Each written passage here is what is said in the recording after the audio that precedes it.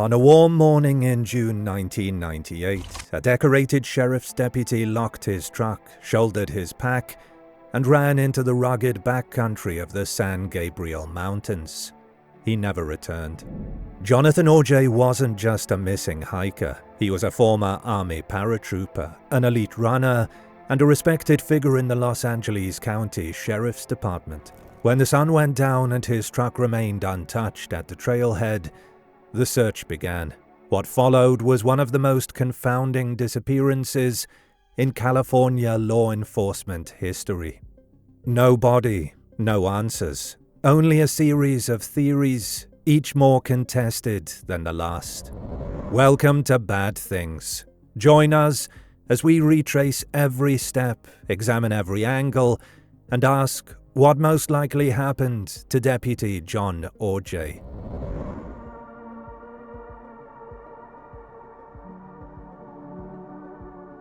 In early June of 1998, Jonathan Aujay, a 38-year-old deputy with the Los Angeles County Sheriff's Department, was training hard for an ultra-marathon and privately struggling with deep personal changes. His marriage was faltering, and he'd recently told his wife, Deborah, that he thought they should separate. According to his sister, Jon seemed increasingly unhappy in city life and spoke often about wanting to leave everything behind. Maybe for Alaska or the mountains. On the morning of June 11th, Aujay had the day off. He told Deborah he was heading to Devil's Punchbowl Natural Area, a remote park in the San Gabriel Mountains where he frequently trained. Before leaving their Palmdale home, he assured her he'd be back by dark. His final words, she later recalled, were, "Have a nice life. Tell Chloe I love her." He drove to the Punchbowl in his white Ford pickup, topped off the gas, and arrived before noon. Witnesses saw him park, lock the truck, and head out wearing trail gear and a forest green backpack. Along the trail, he briefly stopped to chat with a school teacher leading a field trip, someone he knew from a prior K-9 demonstration. The teacher later recalled Jon was upbeat and described an ambitious route, all the way to Mount Baden-Powell, about 20 miles out, and back before sunset. She said he seemed confident and energized. Two other witnesses spotted a runner matching Aujay's description further along the route that afternoon. Then, around 6 p.m., a park employee saw someone with a green backpack jogging back in the direction of the parking lot, suggesting he was on his return leg. Not long after that, a nearby resident told a ranger he'd heard a single gunshot echo from the canyons. The timing matched when Aujay would have been nearing the trailhead. When he didn't return home that night, Deborah called the sheriff's station at 11 p.m. Deputies quickly found his truck still parked at the Punchbowl. It was locked, undisturbed.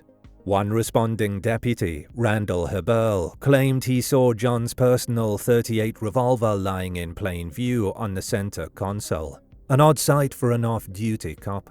That was a big red flag, he later said.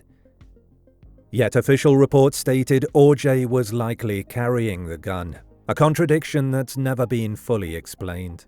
By midnight, a search was underway.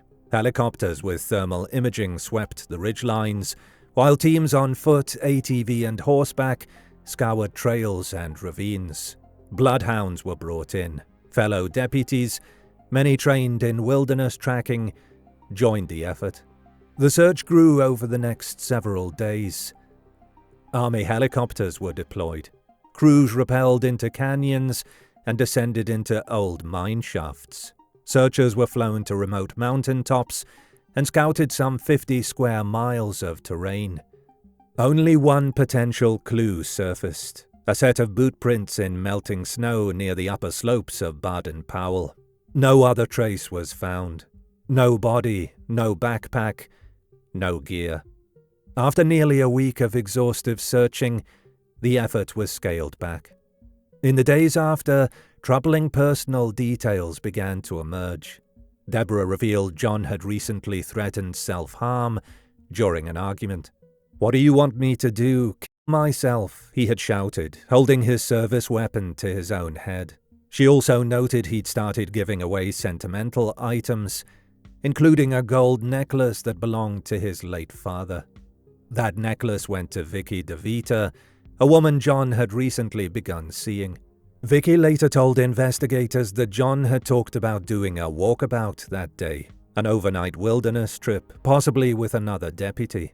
But no one ever came forward to confirm being part of that plan. That night, Vicky camped near the Punchbowl and called out for Jon, hoping he might return. He never did.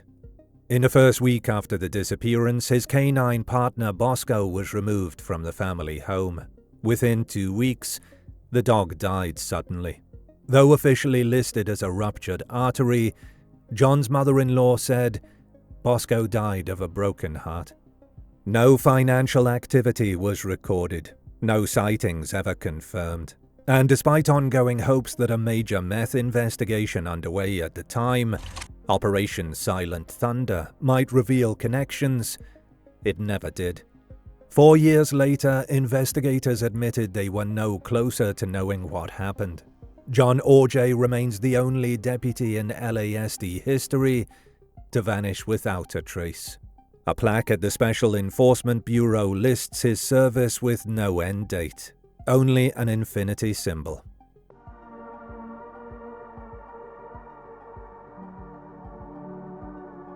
No body, no crime scene, no goodbye. What happened to Deputy Jon Aujay has never been answered, but that hasn't stopped the theories from multiplying. Some explanations are simple, others point to something far darker.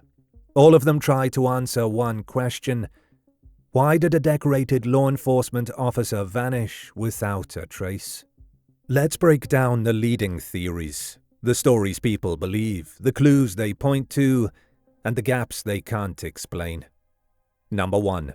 The wilderness took him. The first and simplest theory: Jon Aujay died out there, in the canyons, on the slopes, or in one of the countless hidden mine shafts surrounding Devil's Punchbowl.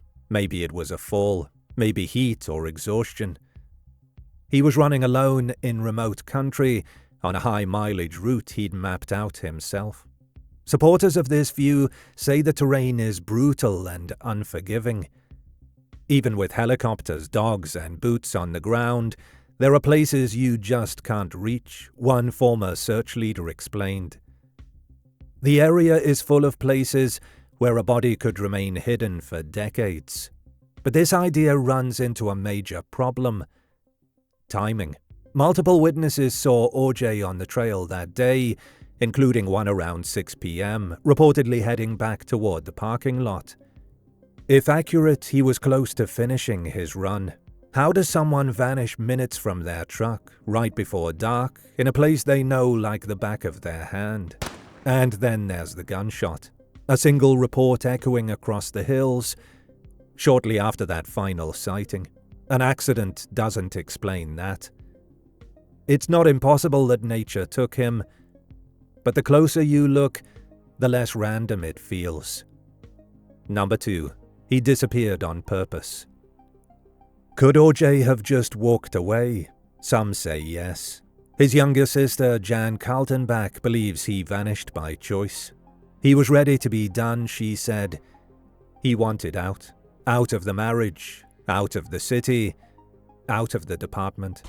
This theory suggests Jon used his skills, military, tactical, survivalist, to stage a clean break. The signs are tempting. He gave away heirlooms, packed up personal boxes, talked about moving to Alaska. Even his new partner, Vicky DeVita, said he hinted about a solo overnight trip that day. Maybe it wasn't a run. Maybe it was a one-way hike out. His brother Joe admitted he held onto that hope for years. I kept expecting to read a story, somewhere on a beach in South America, that maybe he just took off. But here's the problem. People who disappear leave something behind. A bank withdrawal, a fake ID, a sighting, a mistake. Jon left nothing. And more importantly, he left Chloe, his 5-year-old daughter, the person everyone agrees he adored. Could he really go dark for nearly 30 years? Without one message, no trace? It's possible, but over time, even the people who believed it start to admit maybe they just needed to. Number 3. He ended it quietly. This is the theory no one wanted to believe, but one that some, over time, came to accept. That Jon Aujay walked into those mountains not to train or to escape, but to say goodbye. There were signs. His marriage was breaking down. He was withdrawing from friends. He was turning down career opportunities and quietly giving away things that mattered. And then there was that moment weeks earlier, during an argument, when he pulled out a loaded pistol and pressed it to his head. Most chilling of all, the last thing he said to his wife before walking out the door, "Have a nice life. Tell Chloe I love her." At the time, Deborah thought it was a cruel parting shot. Later, she realized it sounded like a final message. Law enforcement, too, came to the same conclusion. The official LASD position is that Jon most likely ended his life in the wilderness. And for some, the pieces do fit. The emotional unraveling, the silence, and that single gunshot heard by a local resident near dusk. But others pushed back. His brother Joe, he had too much pride. His friend Scott, he had a zest for life. And there's the fact that nothing was found. No weapon, no body, no note. Not a single piece of evidence proving he made that choice. But maybe that was the point. He'd spent years in tactical training. If Jon Aujay wanted to disappear without a trace, even from death itself, he knew how to make sure no one would ever find him. Number 4. Somebody killed him. It's the theory that refuses to die. That Jon Aujay didn't vanish. He was silenced. From the first week, rumors swirled. Informants claimed he'd stumbled onto a meth lab during his run, and someone took care of him. Other tips pointed fingers at biker gangs in the hills. And then, more disturbingly, at possible corruption within the LASD itself. One LASD detective, Larry Brandenburg, identified another deputy as a possible suspect. He was shut down before he could get a warrant. Another deputy, Darren Hager, uncovered leads while working on a federal drug task force. He was fired. Years later, a jury awarded him $4.5 million, saying the department retaliated when he tried to investigate Aujay's case. People close to the case, even Jon's former captain, have openly said they suspect a fellow deputy may have been involved. But there's never been a body, no charges, and every tip eventually collapsed under scrutiny. As LASD detective Joe Holmes put it, when we really looked into it, people admitted they made it up. So is this a cover-up, or just a conspiracy built on noise? That depends on who you ask, and how much you trust the department to police its own.